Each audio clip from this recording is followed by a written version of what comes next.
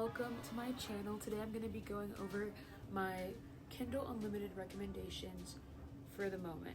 They do change depending on the season, but at the moment this is what I would recommend to you. Okay, first and foremost, this is going to be recommended to the people who are kind of craving that kind of ACOTAR feeling, so A Court of Thorns and Roses. The book on Kindle Unlimited would be A Court of Blood and Bindings. Now this book has a really interesting magic system, and the main male character is similar to Rysand, is that how you say his name?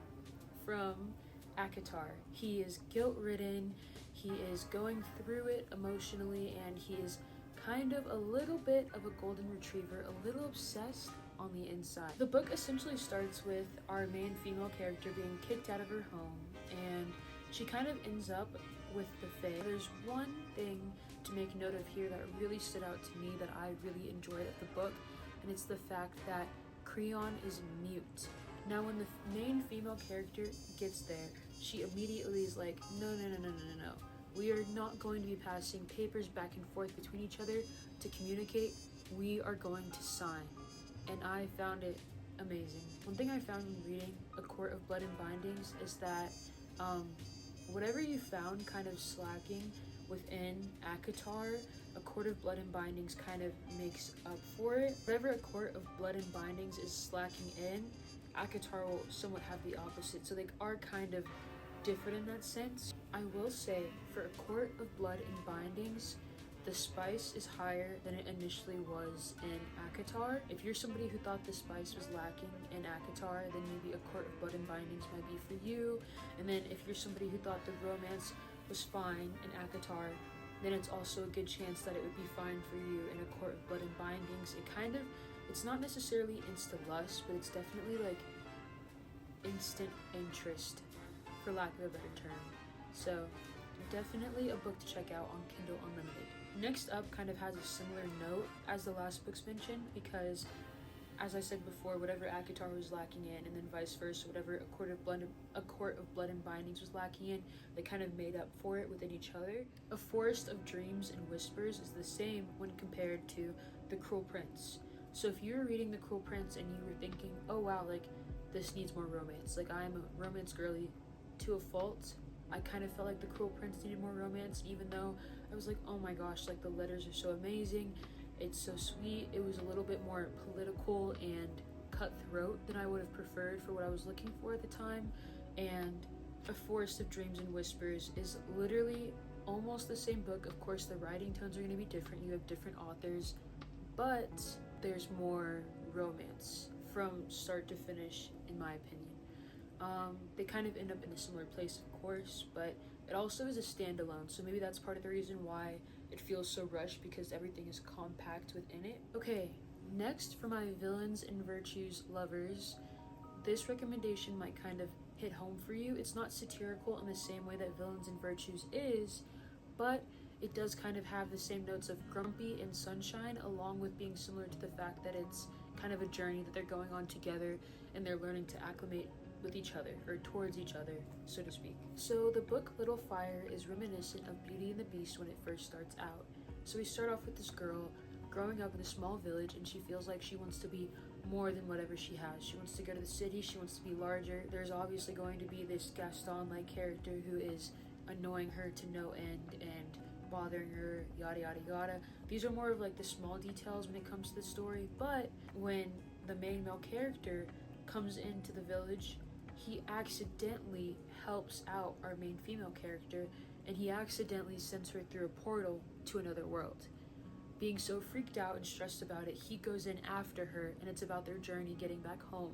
It's also quite cozy in the sense that you can just relax, kick back. You don't have to feel too tense about how it's going to go, because you know how it's going to end. Whereas a book like A Forest of Dreams and Whispers, obviously you know how it's going to end, but it's a little bit more like wild getting there. Okay, my next recommendation is going to be Empaths Lure. Now, I read this about a year ago, but it's still wholesome and so sweet.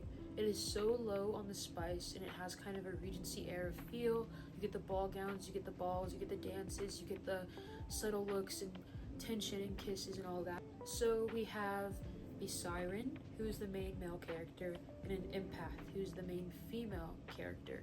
And the main female character comes to the siren's castle because her people know that there's a siren at the other castle, and they know that that siren is influencing their political decisions, because the sirens in these books have the ability to influence people's emotions, and the empath can sense when that happens. So they bring her along to the other castle to call out whenever the siren is causing problems or influencing things that he shouldn't.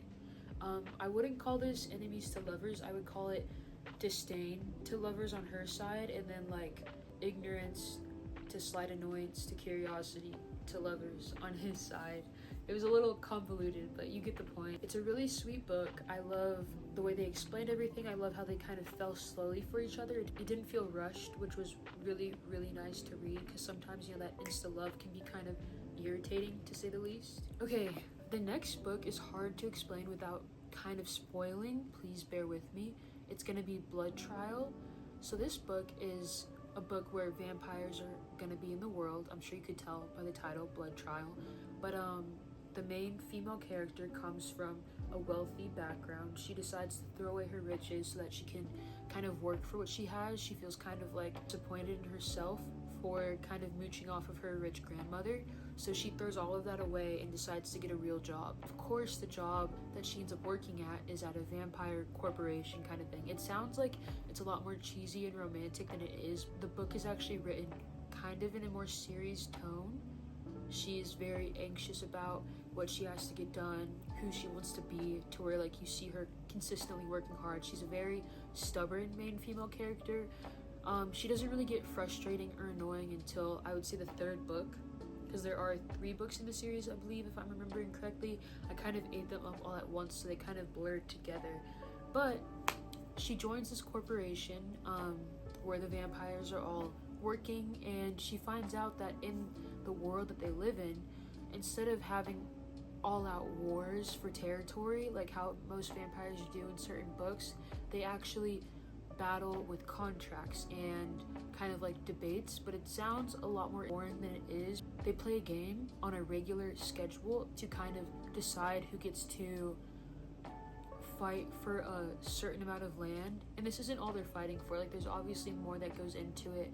It's just that the main male character kind of controls the real estate aspect of the game, so that's kind of what the focus is, but there are other aspects. I swear it's not as boring as it sounds. It plays a major role into how she makes decisions and how she affects other people. Because of the wealth she came from, she realizes that she could have a hand in the game herself.